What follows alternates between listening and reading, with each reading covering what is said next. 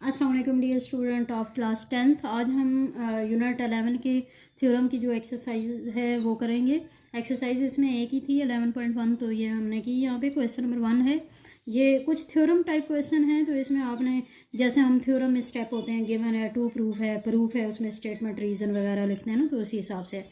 In a circle two equal chords A B and C D intersect each other. यहाँ पे दो quartz आपको दी गई हैं जी, एक ए बी है और एक सी डी। क्वाड क्या होती है? सर्कल की दोनों तरफ बाउंड्री को टच करने वाली लाइन, ठीक है। तो हमने प्रूव ये करना है कि जो ए सी है वो बी डी के इक्वल होगा।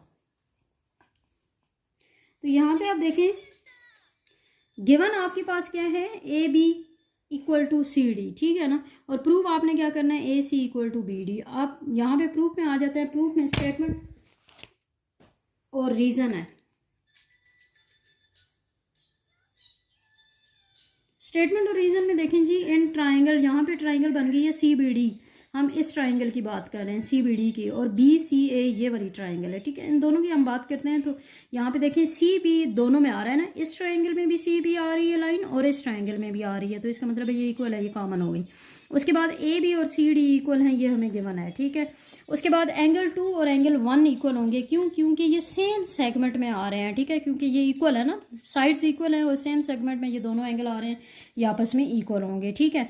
तो डी ए, ये यहाँ पे लिखा हुआ भी है कि D A is quad angle 1 angle 2 in same quadrant, ठीक है। तो यहाँ से ये देखेंगे। और उसके बाद जो एंगल सी बी डी है, जब एंगल 2 और एंगल 1 इक्वल हैं तो सी बी डी ये वाला, ये जो पूरा एंगल है ये इक्वल होगा बी सी ए इस पूरे एंगल के। क्योंकि 1 और 2 जब इक्वल हैं तो ये वाली साइड भी इक्वल होंगी, क्योंकि ये इक्वल हैं आपस में क्वाड्स। तो इसके लिए यहाँ पे देखें जी, यहाँ पे हमने जब ये रखा ना 2, यहाँ पे देखें A B equal to C D, क्योंकि क्वाड्स इक्वल थी, their opposite angle in same segment, उनके अपोजिट एंगल सेम सेगमेंट में, तो वो इक्वल होंगे, इसलिए ये पूरा एंगल और ये पूरा एंगल आपस में इक्वल हो गए। तो यहाँ से आप देखें सी बी डी माइनस, अगर हम इन दोनों को माइनस करें तो ये वाली साइड इससे माइनस हो जाएगी और ये वाली साइड इससे माइनस होगी, ठीक है। तो सी बी डी से अगर ये माइनस करें ना 1 2, ये 2 वाला माइनस करें तो ये वाला एंगल बनेगा। और इक्वल में बी सी ए में से, बी सी ए टोटल है ये वाला, तो इसमें से ये 1 माइनस करें तो ये पीछे जो है वो बी सी डी बन जाएगा, ठीक है। यहाँ से यहाँ तक ये एंगल और यहाँ से यहाँ तक ये एंगल ये आपस में इक्वल हो गए। तो now C B A and angle C B A is congruent. यहाँ पे ये सारे जब एंगल्स कॉन्ग्रेंट हो गए ना, तो यहाँ से एंगल्स के कॉन्ग्रेंट होने की वजह से ये जो ट्राइंगल है सी बी डी और बी सी ए ये आपस में कॉन्ग्रेंट हो गई। और जब ये दोनों ट्राइंगल आपस में कॉन्ग्रेंट होंगी तो इनकी हर साइड और हर एंगल कॉन्ग्रेंट है, इसलिए ए सी और बी डी, इसकी ये इस ट्राइंगल की ए सी साइड और इस ट्राइंगल की बी डी साइड इक्वल हो गई। आप जब यहाँ पे आपने कर लिया ना, तो यहाँ से भी आप कर सकते हैं। अगर ये दो साइड और एक एंगल इक्वल हो गया, यहीं से आप कह देंगे ये दोनों ट्राइंगल आपस में कॉन्ग्रेंट हो गई। और जब ट्राइंगल कॉन्ग्रेंट होंगे तो उनके हर साइड और हर एंगल इक्वल है, तो इसलिए ए सी और बी डी इक्वल हो गया। उसके बाद सेकेंड क्वेश्चन है, in a circle prove that arcs between two parallel chords, दो क्वाड्स हैं जो कि पैरेलल है, उनके दरमियान में जो आर्क्स हैं वो इक्वल हैं, ये आपने प्रूव करना है, ठीक है।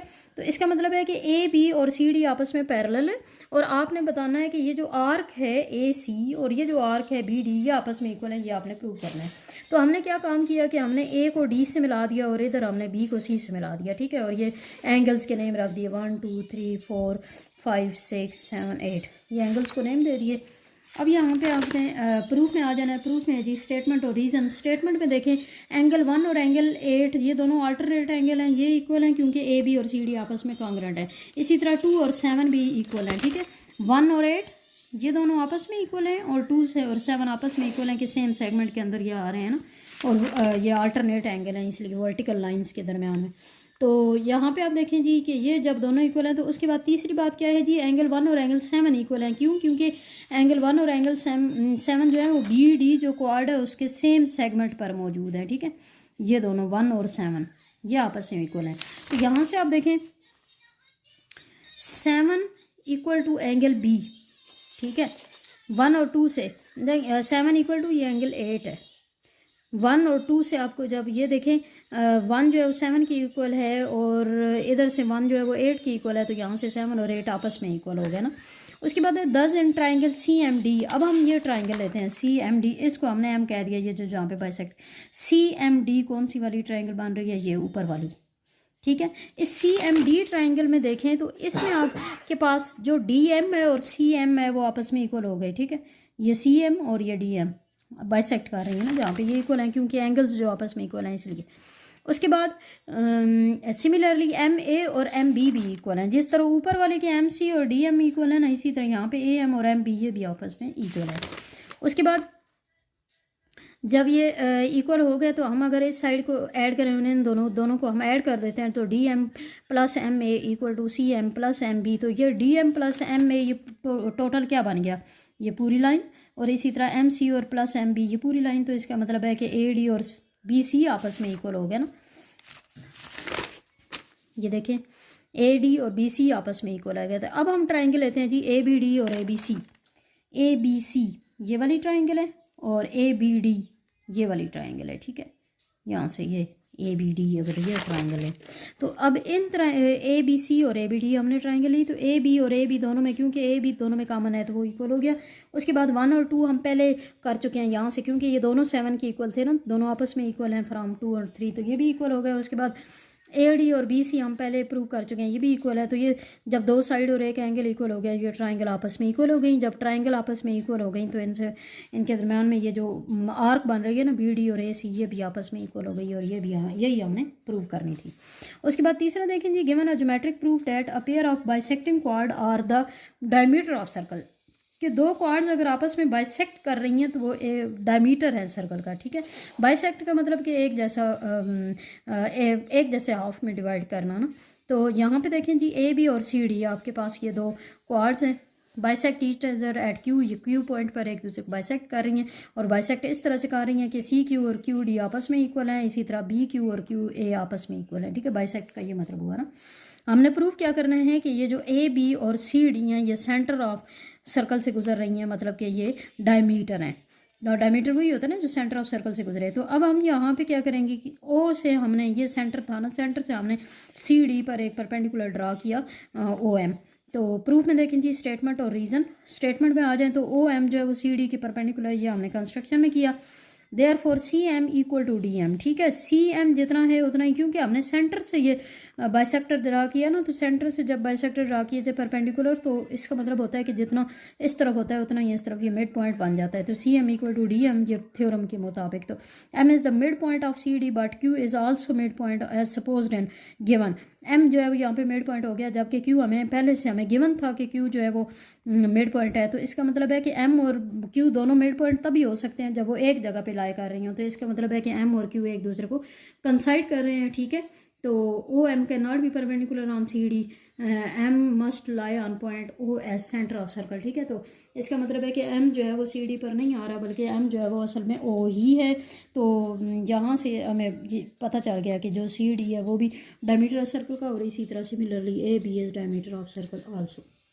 उसके बाद क्वेश्चन नंबर 4 पे आए, if C is the mid point of arc A C B. Arc A C B है, इसका मिड पॉइंट लिया जी C in a circle with centre O. एक सर्कल है जिसका सेंटर ओ, शो डेट आपने ये शो करना है कि ये जो ओ सी लाइन है ये बाइसेक्ट कर रही है ए बी को। तो गिवन है जी सर्कल विद सेंटर ओ, ठीक है। एक सर्कल लिया जिसका सेंटर है ओ, ए सी बी इज आर्क। यहाँ पे ये देखें यहाँ से यहाँ तक ये ए सी बी हमने आर्क बना रही नहीं, ठीक है। तो आर्क जो है वो इस तरह से हमने बनाई है कि जो ए सी है और बी सी है वो इक्वल है। ये दो डिवाइड करें ना अगर आर्क को, तो इक्वल आर्क बनती है।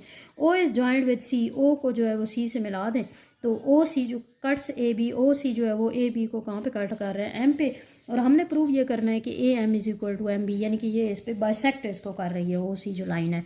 तो कंस्ट्रक्शन में join O with A B, O को दोनों तरफ मिला दिया, ए से बी और बी से बी। प्रूफ में स्टेटमेंट पे आ जाए जी और रीज़न पे। तो ए सी और बी सी आपस में इक्वल हैं, ये हमें गिवन है, ठीक है।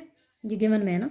उसके बाद यहाँ से अगर ये दोनों आर्क्स इक्वल है ना, तो इनसे बनने वाला जो सेंट्रल एंगल होते हैं वो भी आपस में इक्वल होते हैं। तो एंगल 1 और एंगल 2 भी आपस में इक्वल हो गए। नाउ इन ट्राइंगल, अब हम ट्राइंगल्स की बात करते हैं। एक ए ओ एम ले लेते हैं और एक बी ओ एम ले लेते हैं। इन दोनों ट्राइंगल में अगर देखें तो ओ एम दोनों में कॉमन आ गया, 1 और 2 एंगल दोनों में इक्वल हैं। और उसके बाद तीसरी बात कि ओ ए और ओ बी इक्वल हैं। क्यों? क्योंकि ये रेडियस हैं सेम सर्कल के। तो जब 3 चीज़ें इक्वल हो गई तो वो दोनों ट्राइंगल आपस में इक्वल हो गई। जब वो दोनों ट्राइंगल आपस में इक्वल हो गई तो उनके हर साइड हर एंगल इक्वल है, इसलिए ए एम और एम बी इक्वल हो जाएगा। और यही हमने प्रूव करना था, क्योंकि ये बाइसेक्ट कर, ओ सी लाइन जो है वो ए बी को बाइसेक्ट कर रही है। यही हमने प्रूव करना था। ठीक है जी, थैंक यू सो मच। इसको अब आपने अच्छी सी प्रैक्टिस करनी है और नीट नोटबुक पे लिखना है, और लाइक करें, सब्सक्राइब करें, और थैंक यू सो मच। अल्लाह हाफिज़।